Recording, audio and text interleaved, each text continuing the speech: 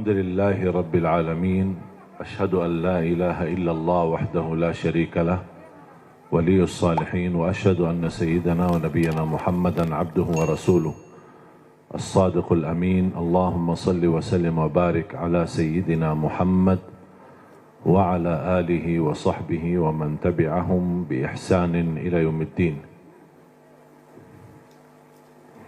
سبحانك لا علم لنا إلا ما علمتنا إنك أنت العليم الحكيم. Bapak Ibu jamaah sekalian dimuliakan Allah Subhanahu wa taala. Alhamdulillah wa syukrillah. Saya tidak bisa membayangkan 12 tahun sudah berlalu.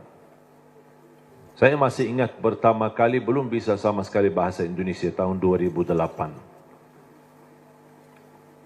Cuma saya ingat satu kalimat, bagus. Jadi orang bicara sama saya, cuma saya jawab bagus. Sudah makan? Bagus. Mau kemana? Bagus. Jadi saya artikan semua bagus. Dan selalu saya berdoa, ya Allah tolong bantulah saya, supaya bisa bahasa Indonesia yang bisa difahami. Kira-kira Bapak Ibu faham gak sekarang? Berarti doa saya sudah kabul. Karena itu doa saya tidak pernah belajar sekolah Indonesia atau kursus bahasa Indonesia atau dari kamus. Nah, cuman hanya bergaul, duduk, dengar, sering saya dengar, alhamdulillah bisa hafal. Ketika ucapkannya mungkin belum begitu pas, orang-orang ketawain dulu, tidak apa-apa. Saya bilang diketawain, dia bodohin, tidak apa-apa. Yang penting saya bisa sampaikan yang bermanfaat. Alhamdulillah berjalan waktu sedikit demi sedikit, bisa mendapatkan. Bahkan saya dapat kejutan. Saya menemukan saudara keluarga saya di Indonesia. Dulu ibu saya dan ayah tidak pernah cerita. Tapi saya ketika sudah berada di sini, baru saya menemukan saudara keluarga. Ternyata kakek saya dan ayah kakek saya, dua-duanya kelahiran Lombok. Bahkan ayah kakek saya dibunuh sama penjajah Belanda dan dia punya makam besar di Ampenan, di Lombok, dan dia mampu mempersatukan orang Sasak di Lombok untuk melawan penjajah Belanda. Makanya ketika saya bertemu Presiden Jokowi, saya sampaikan saya sebenarnya cucu pahlawan tapi belum terdaftar. Dan subhanallah, tidak membayangkan begitu saya ke Indonesia bisa menemukan sejarah keluarga. Bahkan saya punya keluarga besar di Lombok, di Cirebon, di Surabaya. Salah satu kakek saya nikah sama orang Bumi Ayu di Jawa Tengah. Kemudian bertemu dengan keluarganya juga di Cirebon. Ada juga di Bali, kemudian di Jakarta. Barangkali di Cimahi besok-besok ketemu ada orang yang bunga keluarga. Jadi subhanallah begitu dunia ini kecil. Kita bisa terus bertemu dengan keluarga dan kita terus bisa melanjutkan perjuangan. Dan saya harap mari kita sama-sama memperjuangkan yang terbaik untuk negeri kita Indonesia. Karena mohon maaf, yang kita besok bawa pulang ada dua hal. Ketika kita mati, yang kita bisa bawa hanya amal saleh. Yang kedua, ketika kita mati, yang tersisa di dalam dunia ini hanya nama baik kita. Tidak ada yang lain. Ketika tersebut nama kita, semua orang mau mendoakan. Semoga Allah ampuni, ya Allah. Luar biasa perjuangan orang itu. Luar biasa dia memberi yang terbaik. Orang politisi, orang ekonomi, orang siapapun, dimanapun posisimu, tolong beri yang terbaik. Karena itulah yang akan mengharumi namamu ketika kita sudah besok meninggal dunia. Dan di alam kubur, yang masuk sama kita adalah amal salih. Di sambil kita beribadah. Dan selalu saya berkata, tolong kerja keras untuk duniamu dan kerja keras untuk akhiratmu. Jangan hanya akhirat tapi lupa dunia. Dunia harus maju, harus berhadapan, harus bisa menjadi terang menerang yang bisa membangun Indonesia. Dan bisa menjadikan Indonesia negara terhormat. Bisa menjadikan Indonesia negara yang diperhatikan oleh dunia. Karena kemajuannya, kebersatuannya. Dan alhamdulillah kita diberikan banyak anugerah dari Allah Subhanahu Wa Taala. Dari hasil bumi, dari hasil tanam-tanaman, dari hasil luar biasa. saya selalu berkata, wallahi negeri Arab kalah sama negeri Indonesia dengan sumber alamnya dan kekayaannya. Kalau dikumpulkan seluruh negara Arab, masih lebih kaya Indonesia. Mungkin karena kita tidak merasa kekayaan itu, mungkin karena belum bersyukurlah. Kekurangan syukur kita dan salah gunakan nikmat itu akhirnya tidak terasa. Padahal kekayaan yang Allah anugerahkan untuk negeri kita Indonesia luar biasa. Dan mudah-mudahan kita bisa dan mampu Allah hantarkan kepada kita, insya Allah, seorang orang wakil rakyat di Dewan Pemerintahan, di Dewan DPR, MPR dan juga di DPRD. Mudah-mudahan semua orang-orang yang diberikan oleh Allah Subhanahu wa taala kemudahan dan kemuliaan yang mereka mampu menjalani tugasnya dan memberi yang terbaik, yang insya-Allah balasannya terharum nama baik mereka dan nama keluarga mereka dan mendapatkan balasannya di hari kiamat di hadapan Allah Subhanahu wa taala. 3 poin yang saya ingin sampaikan. Yang pertama, tolong jangan lewat 1 hari tidak membaca Al-Quran. Belum bisa baca, simak. Dengar. Masih merasa bacanya belum begitu lancar, tidak apa-apa, dengar. Karena pahalanya sama. Yang membaca maupun yang simak, pahalanya sama. Setiap 1 huruf dapat 10 kebaikan. Ini bukan kata saya, tapi kata Rasulullah sallallahu alaihi wasallam. Man qara harfan min kitabillah falahu hasanah wal hasanatu bi 10 amthaliha. Barang siapa yang membaca kitabullah 1 huruf saja dapat 1 kebaikan, dan 1 kebaikan pula dilipat oleh Allah menjadi 10 kebaikan. Alif lam mim bukan 1 huruf, tapi alif 1 huruf, lam 1 huruf, mim 1 huruf. Bayangkan jemaah, bismillahirrahmanirrahim 19 huruf dikali 10 190. Dari segi baca 19, tapi tulisan pahala 190. Dan setahu saya tidak ada amalan yang bisa memberikan pahala berhuruf hanya Al-Quran. Injil, Taurat, Zabur, Suhuf Ibrahim wa Musa, hadis Qudsi, hadis Nabawi, tidak ada. Salat 10 kali lipat, tapi dari total salat. Tidak dihitung setiap rukuk, sujud, bacaan dalam salat, tidak. Dihitung total salat. 5 waktu dapat 50. Sebagaimana diperintahkan di awal 50 kali salat. Tapi Al-Quran satu-satunya ibadah yang nilai pahalanya berhuruf. Bersatu huruf. Dan menurut saya ini promo yang paling istimewa dari Allah. Paham bu promo? Biasanya ibu-ibu yang tahu promo.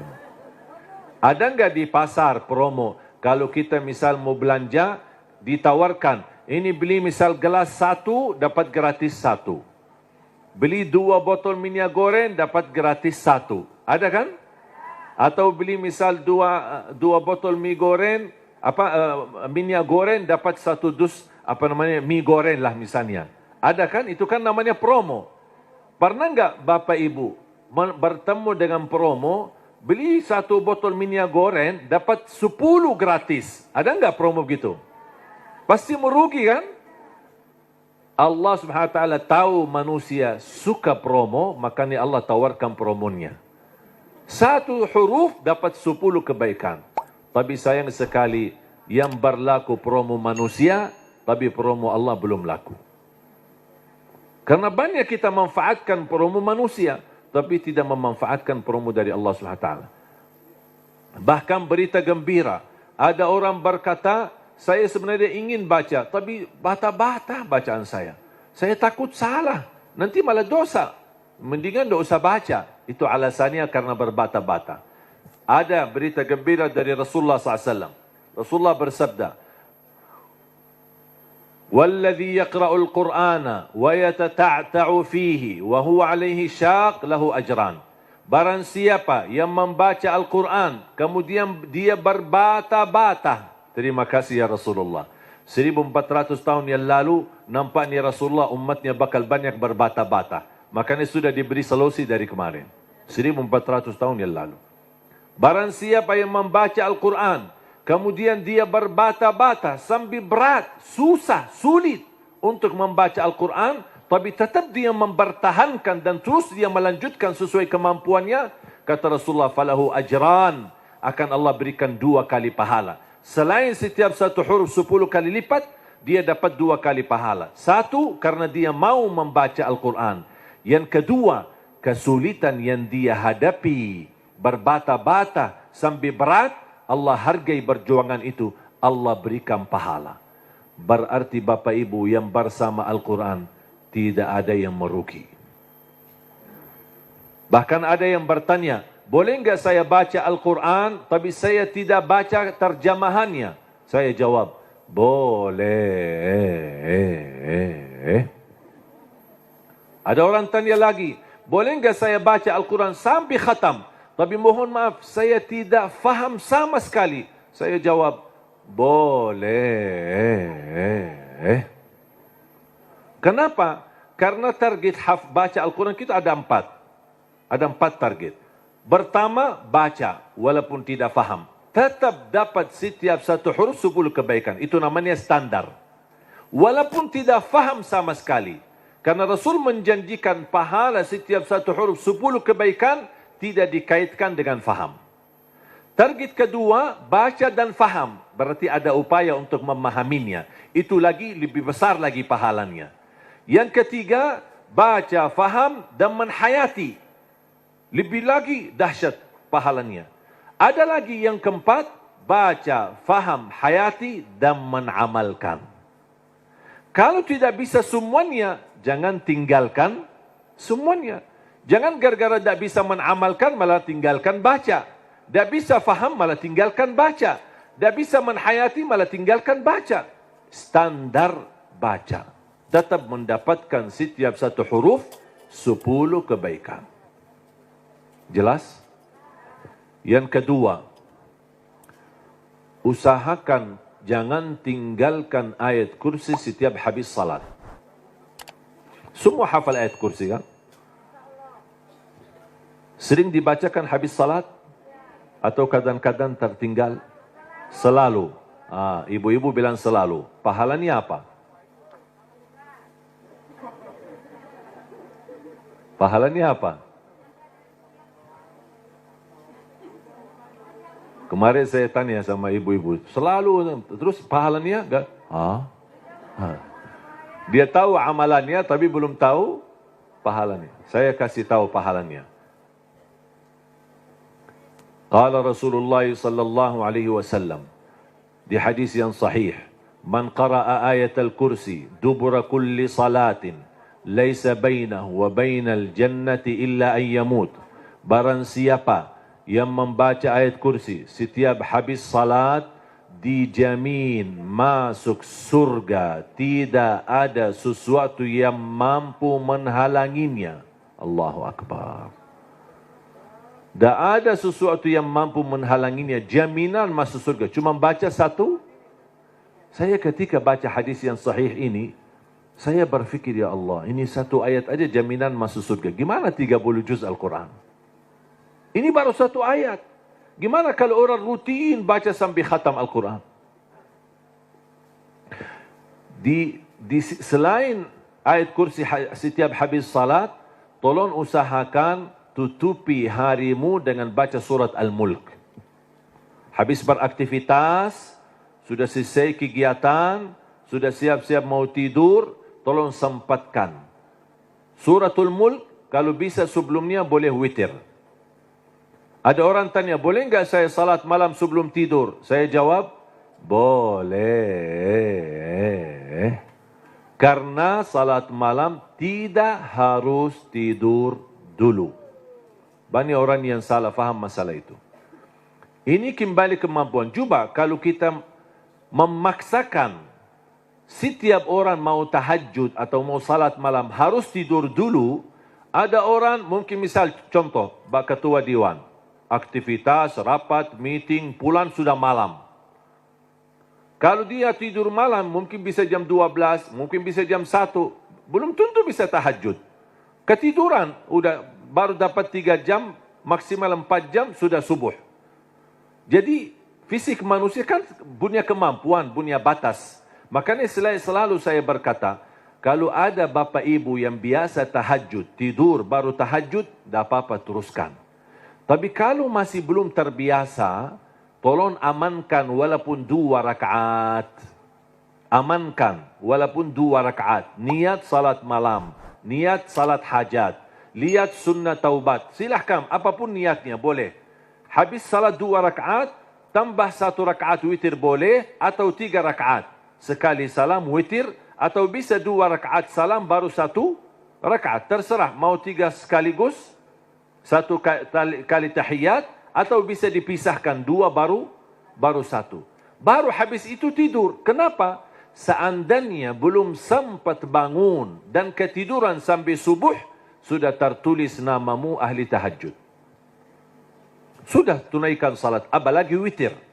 Minimal, saya selalu tekankan, minimal jaga witir. Dan mohon maaf, ini bukan wasiat saya, tapi Rasulullah. Tidak ada yang dari saya. Dari saku saya tidak ada. Semua dari Rasulullah SAW. Apa kata Rasulullah kepada Abu Hurairah? Abu Hurairah berkata, Rasulullah menwasiat awsani khalili wa an utira qabla an anam. Rasulullah menwasiatkan aku jaga witir sebelum tidur, kata Rasulullah kepada Abu Hurairah. Bahkan Umar bin Khattab ketika ditanya, kenapa suka witir sebelum tidur? Kata beliau, saya takut tidur dan meninggal dunia dalam keadaan tidur belum witir. Makanya amankan witirmu. Inna Allah witir, yuhibbul witir, fa'autiru. Allah maha witir, Allah cinta witir. Jagalah witir. Dan salah satu sunnah yang Rasul tidak pernah tinggalkan adalah sunnah witir. Tidak pernah tinggalkan, sehat, sakit, musafir, dimanapun berada. Selalu jaga witir. Dan sunnah yang kedua, sunnah subuh. Sesudah azan, sebelum salat wajib, ada sunnahnya. Bahkan di menurut mazhab Abi Hanifah, sunnah subuh itu dianggap wajib. Selain Abu Hanifah dianggap sunnah. Memang dia sunnah, tetapi hampir sunnah, tapi martabatnya seperti martabat wajib. Karena sunnah subuh, pahalanya lebih besar daripada dunia dan seisinya. Saya berkata, subhanallah, ini baru pahala sunnahnya. Kira-kira gimana yang wajibnya salat subuh?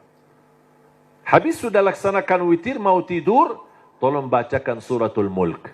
Belum lancar bacaanmu, setelkan.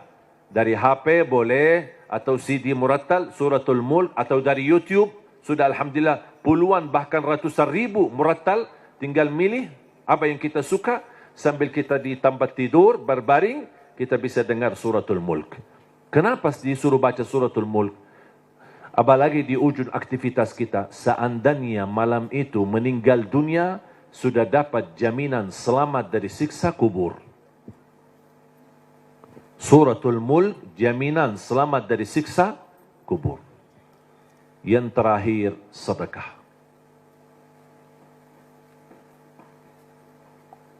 Yang pertama, jangan lewat 1 hari tidak baca Quran. Yang kedua, ayat kursi setiap habis salat, termasuk jaga suratul mulk. Kalau bisa sebelumnya jaga witir. Terus sekarang yang ketiga, sedekah.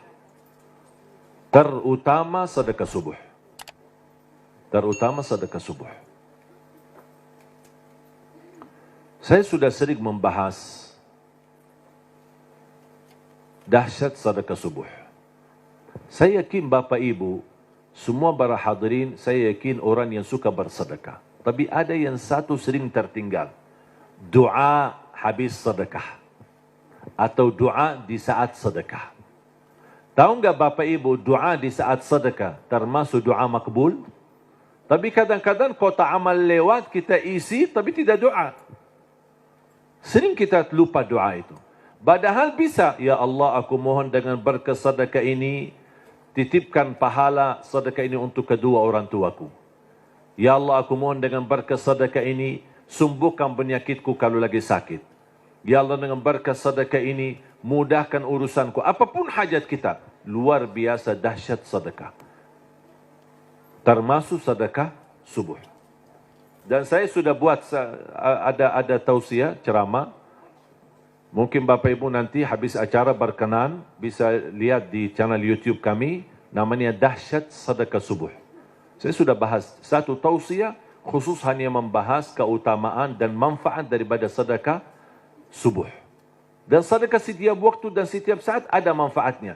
Tapi lebih istimewa di waktu subuh, itu lebih dahsyat. Bisa Bapak Ibu, saya tidak akan bongkar apa isinya dan apa rahasianya. Bisa Bapak Ibu nanti lihat di YouTube.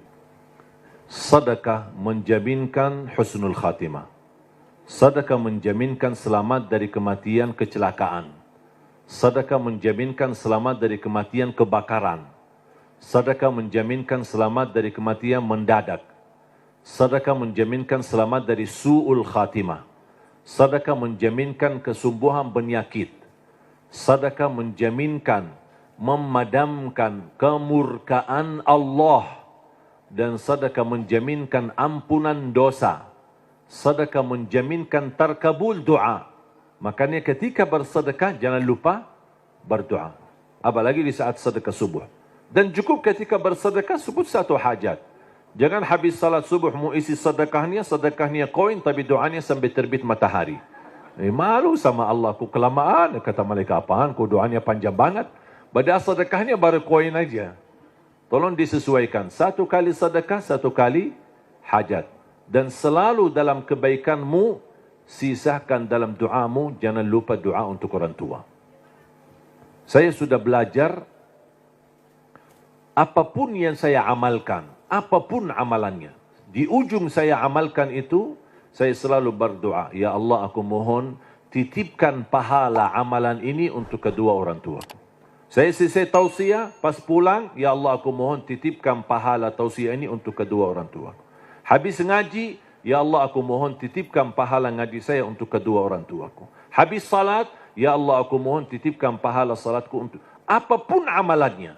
Apapun, saya sudah belajar menjadi salah satu upaya berbakti baik sama orang tuanya. Karena berbakti baik sama orang tuanya, walaupun mereka sudah meninggal atau di posisi yang jauh, tidak bisa bertemu setiap waktu dan setiap saat, melalui doa, insya Allah terhitung sebagai berbakti baik. Ada seorang bertanya, kalau orang tua saya sudah tidak ada atau sudah meninggal gimana? Apakah saya masih punya kesempatan berbakti baik? Saya menjawab, masih punya kesempatan. Ada dua amalan, sedekah dan doa, bisa menjadi bermanfaat untuk orang tua kita. Dan semoga kita bisa bersama-sama, kita selalu niatkan dan doa untuk orang tua. Mudah-mudahan kekurangan kita di masa mereka berada, mungkin kita sebagai anak, namanya anak muda, di masa dulu mungkin banyak membuat orang tua sakit hati, menyakiti perasaan mereka. Namanya anak-anak, tidak merasa dan tidak menyadari. Makanya ayo mari kita sama-sama memperbaiki. Semoga semua dosa-dosa kita di hadapan orang tua dan terhadap orang tua mudah-mudahan diampuni oleh Allah Subhanahu wa taala dan dijadikan kita orang yang berbakti yang mendapatkan pahalanya di sisi Allah Subhanahu wa taala. Amin ya rabbal alamin. Mudah-mudahan insyaallah menjadi saksi bagi kita semua dan mudah-mudahan menjadi amal salih yang bisa menyalurkan pahala yang tidak terputus sampai hari kiamat. Amin ya rabbal alamin. Mari kita sama-sama berdoa. Bismillahirrahmanirrahim. Alhamdulillahi rabbil alamin. Allahumma salli ala sayyidina Muhammad wa ala ali sayyidina Muhammad. Allahumma ya Allah ya dzal jalal wal ikram.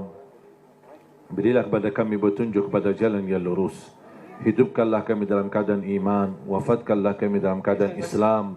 Akhiri hayat kami dengan husnul khatimah. Jadikan kami semua serta keluarga kami ahlul Quran, pencinta Al-Quran, penghafal Al-Quran, yang mendapatkan syafaatnya Al-Quran. Ya Allah, lancarkan upaya dan ikhtiar Majlis Nurun Nisa ini bersama Yayasan Budi Luhur. Ya Allah, jadikan perjuangan mereka menjadi amal salih yang diterima di sisimu. Dan jadikan tempat ini menjadi tempat pusatnya cahaya yang menyebarkan rahmat lil alamin, yang membawa keberkahan, yang menjadi pusat pendidikan agama, yang bisa memfasilitasi akhlak yang mulia ya rabbal alamin. Allahumma ighfir lana wa liwalidina wa li jami'il muslimina wal mu'minat al ahya'i minhum wal amwat. Allahumma ya Allah, atas izinmu kami bersama-sama bertemu di majlis ini, di dalam acara ini. Anugerahkan kepada kami kemuliaan, sama-sama bertemu kembali di dalam surgamu ya Allah bersama Nabi Muhammad sallallahu alaihi wasallam. Rabbana taqabbal minna innaka antas samiul alim wa tub alaina innaka antat tawwabur rahim. Rabbana atina fid dunya hasanah وفي الآخرة حسنة وقنا عذاب النار وصلى الله على سيدنا ونبينا محمد وعلى آله وصحبه وبارك وسلم والحمد لله رب